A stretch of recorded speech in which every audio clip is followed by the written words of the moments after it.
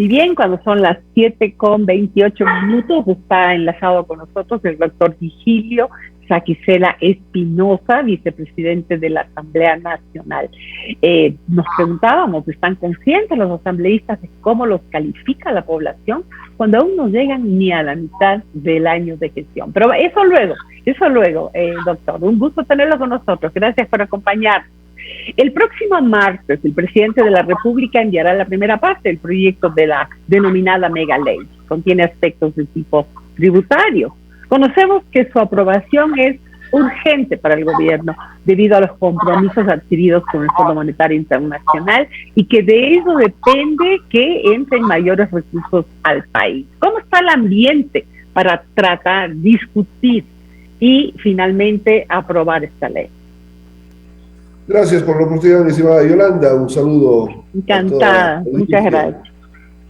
En realidad creo que es hora de virar la página de lo que se ha suscitado, esa especie de inicio de pugna entre la Asamblea Nacional y el Ejecutivo, ese análisis de un lado y de otro lado sobre constitucionalidad, sobre legalidad en cuanto a la calificación o no de la ley de creación de oportunidades que presentara el presidente de la República. Este rato ha anunciado 3 paquetes, si cabe el término, o fracciones de esa ley. La primera es el tema tributario, un tema álgido que intenta cubrir la brecha fiscal de entre 700 y 900 millones de dólares.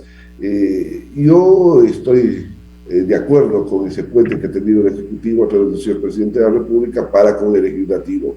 Y mucho más cuando en las últimas horas ha sido el propio Presidente de la República el que ha iniciado ese diálogo con las distintas bancadas, Pachacuti, Izquierda Democrática, la propia bancada de gobierno, y entiendo que se ha hecho la extensiva invitación a la bancada de UNES e incluso del Partido Social Cristiano. Se trata de diálogo, se trata de poner los intereses del Ecuador, de los ecuatorianos, por encima del propio Ejecutivo y de la Asamblea Nacional. Es menester buscar consensos mínimos como la eliminación del 2% del impuesto a las microempresas, que es un tema en el que podemos estar de acuerdo los 137 asambleístas, o el tema de que los que más tienen en este país sean los que más contribuyan en beneficio de los que menos tienen, que igualmente podremos estar de acuerdo la totalidad de los asambleístas. El tema de que en la ley primigenia que planteaba el presidente de la República había una tabla que establecía el impuesto a la renta que iba más un poco hacia la clase media del país, y que esta tabla, según lo que ha comentado el propio presidente y voceros del Ejecutivo, habría sido o va a ser modificada para la presentación del nuevo proyecto tributario en la Asamblea Nacional, y que sería menos impactante, si cabe el término. Esos temas dan la posibilidad de ese diálogo. Sí, señor vicepresidente. Ahora, ¿cuáles son los otros temas? Aquellos que llamados líneas rojas o los que pueden realmente venir a ser obstáculos en el camino para poder avanzar con esta ley. ¿Qué es lo que usted opina? Sí, bueno, usted sabe que la Asamblea es evidentemente política. Existe una diversidad de fuerzas que posibilitan a veces criterios anticipados, pero hemos llamado, yo en mi calidad de vicepresidente de la Asamblea hago un llamado y lo estamos haciendo internamente a las distintas fuerzas políticas para tratar la ley. No demos criterios anticipados que posibilitarían esa pugna de poderes. Existen líneas como... ¿De dónde vienen esos criterios anticipados? ¿Se mantendría UNES, Partido Social Cristiano y algún otro? Bueno, ha habido voceros, por decir, del Partido Social Cristiano que han dicho 0 impuestos, pero también a la vez ha habido asambleístas, incluido el señor jefe del bloque, el asambleísta Torres, que ha dicho tratemos los temas. Entonces, se ha dado esa apertura. Atenderse los puentes desde el Ejecutivo, parece que desde el Legislativo también se va sintonizando y poniendo los intereses de los ecuatorianos por encima de los intereses de los políticos. Bajo ese punto de vista, yo creo que va a haber la gran posibilidad de consensuar en la ley. Alguien ya sostenía de que no la aprobemos en paquete, es decir, tomemos la ley, digamos muy bien, de esta manera se aprueba, claro, y votemos y listo. Sino que si es que es necesario, vayamos discutiéndola temas por temas, capítulos por capítulos, y en algunos casos hasta artículos por artículos, para posibilitar en algunos temas consensos, ¿no? Va a ser difícil que consensuemos en un 100%, pero si es que logramos un consenso en un porcentaje importante, sobre todo en temas neurálgicos, le hará bien al Ecuador. Este esfuerzo que hará la gente que más tiene, porque allá es el espíritu de la ley, allá vamos a intentar y legislar, también tiene que ser visto desde el Ejecutivo como el cumplimiento de otras obligaciones de orden social que demanda la sociedad ecuatoriana, y eso entiendo que el señor presidente de la República, con la inteligencia que le caracteriza, está consciente de las necesidades. Hablemos del tema de los municipios, gobiernos provinciales, universidades, jubilados, todos los sectores que requieren con justicia, con legitimidad, pero obviamente también se requieren de los recursos para poder cumplir con esas necesidades. Así es que efectivamente vamos en camino del diálogo. Eso mismo, el camino del diálogo.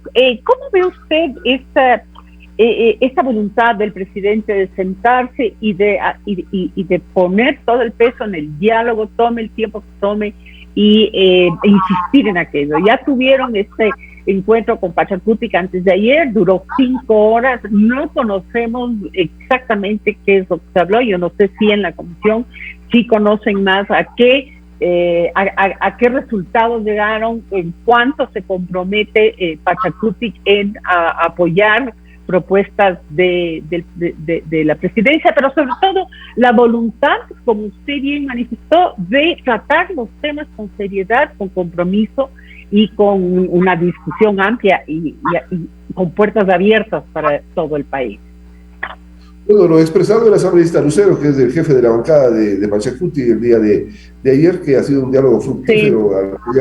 Había acudido sí. Incluso Marlon Santi, que es el coordinador nacional del movimiento político Pachacuti, y que uno de los compromisos que habían llegado con el presidente de la República era justamente el dar el tratamiento, el análisis a la ley tributaria que va posiblemente la próxima semana, y llegar a consensos, a analizarla, que es ya un avance, ¿no? Sí, totalmente. Hace un mes atrás Pachacuti decía no al análisis siquiera, sí. Hoy día ya sí. Esas puestas ya es un avance importante. Eso es muy importante, lo que usted señala, hay esta voluntad por lo menos. Ahora veamos cómo le va a ir al presidente cuando intente los diálogos con otras bancadas.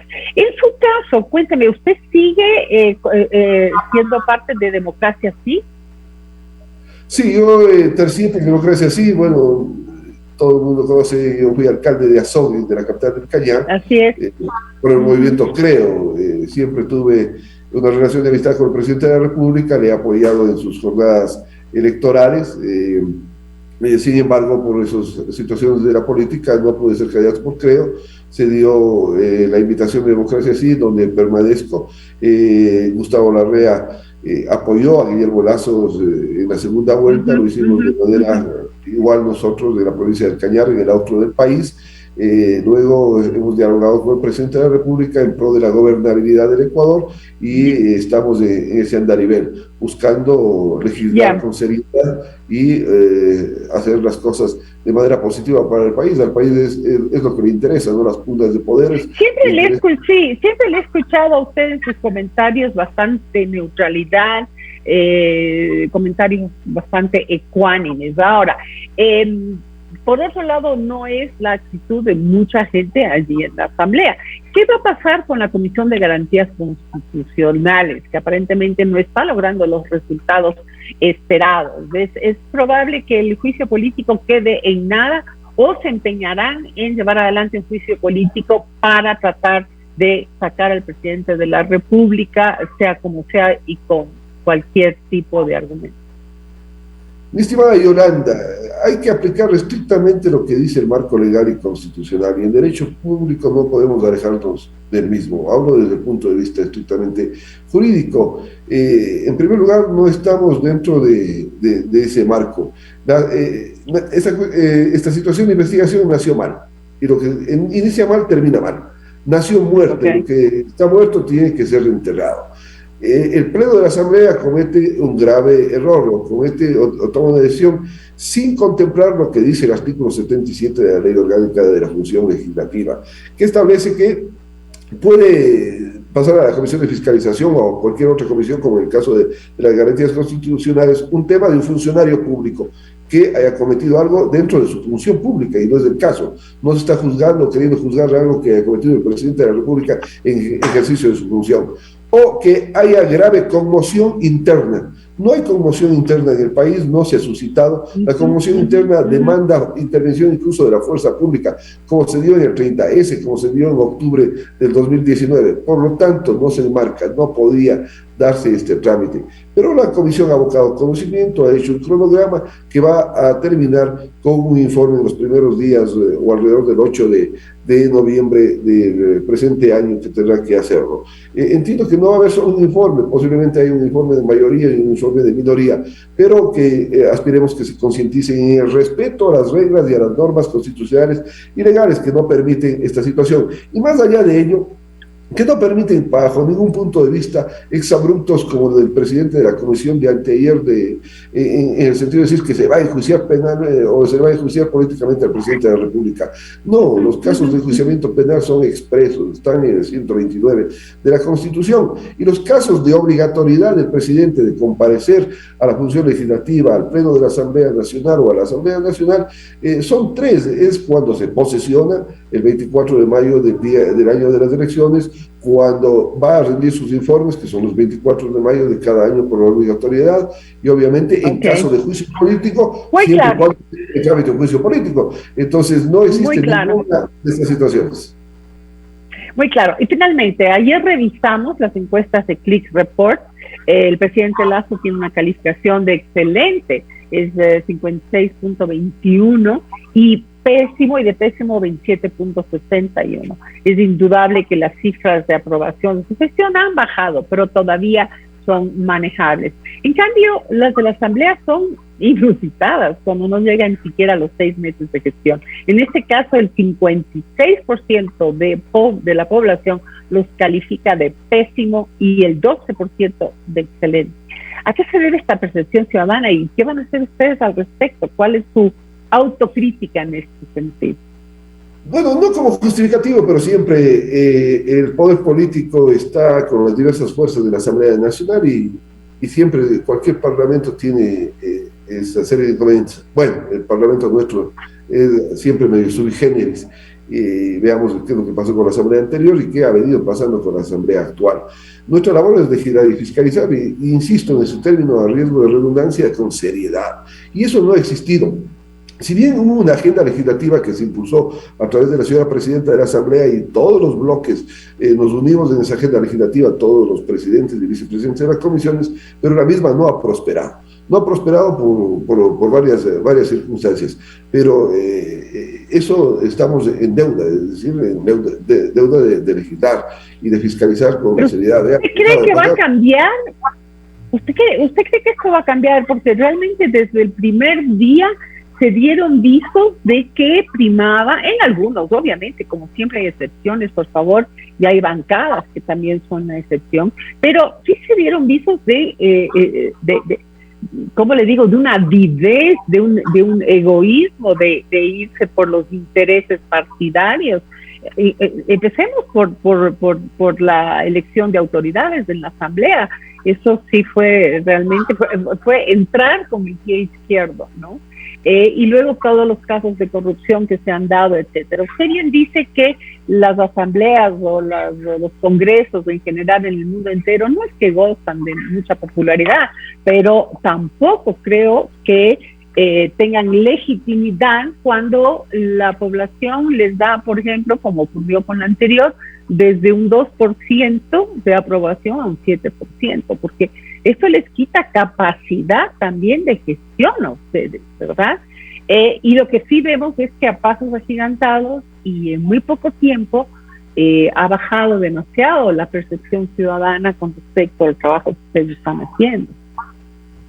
Sí, yo estoy de acuerdo. Si bien no tienen todos popularidad los congresos, las asambleas en el mundo, sin embargo, tienen que caracterizarse fundamentalmente por una seriedad, para transmitir a la población seguridad jurídica, porque acá se hacen las leyes sobre todo, y esto no está ocurriendo al momento. Y nosotros tenemos que, como decía al inicio de la entrevista, virar la página y tomar con seriedad los temas que vienen a legislarse, que son las proformas, incluso incluida la proforma presupuestaria que tiene que presentarse hasta la próxima semana, ¿no? Que es neurálgica para el futuro del país del año 2022, la ley de reforma tributaria, la reforma laboral, las leyes que están en la Asamblea, las propuestas que sí existen de legisladores serios que han presentado una serie de propuestas que han sido calificadas en el CAL, ¿no? Vale que la Asamblea también transmita y explique a través de la presidenta, a través de los voceros de la Asamblea Nacional, qué es lo que viene haciendo la Asamblea Nacional, cómo trabaja. Mucha gente cree que los asambleístas llegan el día martes y se van el día jueves. No, hay comisiones, hay reuniones del CAL, hay una serie de circunstancias que tenemos que cumplir los asambleístas. Muchas veces vamos a las 7, 8 de la mañana y salimos en horas de la noche, cumpliendo una serie de funciones dentro de la Asamblea Nacional, pero no se transmite. Entonces falta comunicación, como existen estas fallas en diversos sectores, a veces, y ustedes como comunicadores lo saben más que nadie, pero falta también,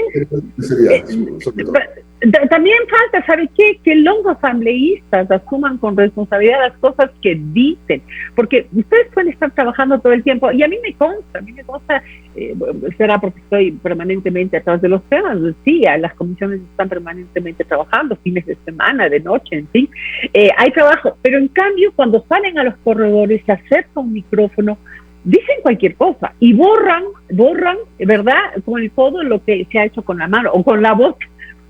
Entonces, eso es lo que queda en la percepción de la gente, porque nadie les va a seguir hora tras hora lo que están trabajando en la comisión. Pero sí, cuando salen o primero esos discursos demagógicos eternos y sin mayor sentido, o estos pronunciamientos que hacen de tipo político que desvirtúan el trabajo de fondo. Para finalizar, yo sé que me van a matar porque estamos pasados del tiempo, pero ¿usted conversa con la presidenta de la Asamblea de estos temas siendo el vicepresidente? ¿Sí se sientan a decir qué hacemos, cómo mejoramos esta situación? Bueno, en la última sesión del CAL, incluso por iniciativa de uno de los miembros del CAL, el asambleísta Moreira, el asambleísta Arias, los que estamos dentro del CAL, conversábamos con la presidenta y decíamos, a ver, hagamos en las próximas sesiones una reunión con los presidentes y vicepresidentes de las comisiones legislativas para hacer un seguimiento a lo que ha calificado el CAL, todos los proyectos, y busquemos alternativas para ir saliendo y cumpliendo con ese acuerdo legislativo de esa base de proyectos que están pendientes. Y obviamente también con los temas de fiscalización. Siempre es menester que dialoguemos, hay que impulsar, hay que coadyuvar. Esto no se trata de un interés personal, como usted decía. Si un asambleísta comete un error, si un asambleísta cae en temas de corrupción, los afectados es la Asamblea Nacional, no es ese asambleísta, y queda mal el poder del Estado. Así es de que tenemos que buscar alternativas para combatir ello, y es legislando y fiscalizando con seriedad, mi estimada Yolanda. Muchísimas gracias, doctor Virgilio Saquicela, vicepresidente de la Asamblea Nacional, por haber estado hoy con nosotros. Y esperamos que esta ecuanimidad en sus palabras sea transmitida a todos y que podamos ya empezar a tratar los temas con mucha seriedad.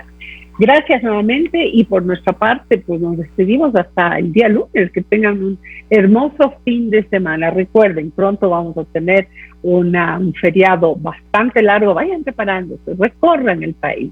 Hay tantas maravillas que conocer, y también es importante la reactivación del sector turístico. Hasta lunes.